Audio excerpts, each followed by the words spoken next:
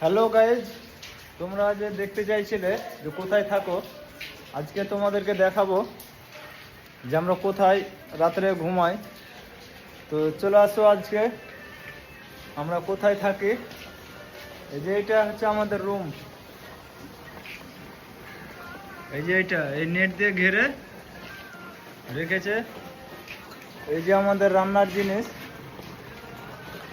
আমরা গ্যাসে রান্না করি, গ্যাস ঠিকাদার দিয়েছে।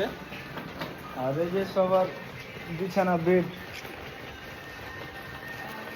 এই যে মশারি দেখছো টাঙা, এটা হচ্ছে আমাদের থাকার জায়গা।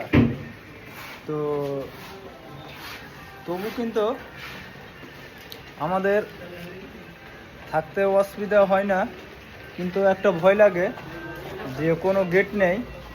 কারণ অনেক সময় এই চেন্নাইয়ে চুরি হয়ে যায় মোবাইল বা যে টাকা পয়সা, তো সেগুলো কিন্তু আমরা একটু সেফটি করে রাখতে হয়, কারণ চুরি হয়ে গেলে তো সব শেষ। তো তোমরা কে কোথায় থাকো অবশ্যই, যারা প্রবাসে কাজ করে বা বিশেষ করে বিল্ডিং লাইনে, তারা কিন্তু এইভাবেই থাকে। তাদের কিন্তু রুম সেভাবে কোনো জায়গায় থাকে না, আর যদিও থাকে তো এইভাবে কিন্তু এই কোটা ঘরগুলো নষ্ট হয়ে গেছে। এই যে মানে নারকেলের পাতা দিয়ে খুব সুন্দর করে তৈরি করে, এগুলো নষ্ট হয়ে গেছে।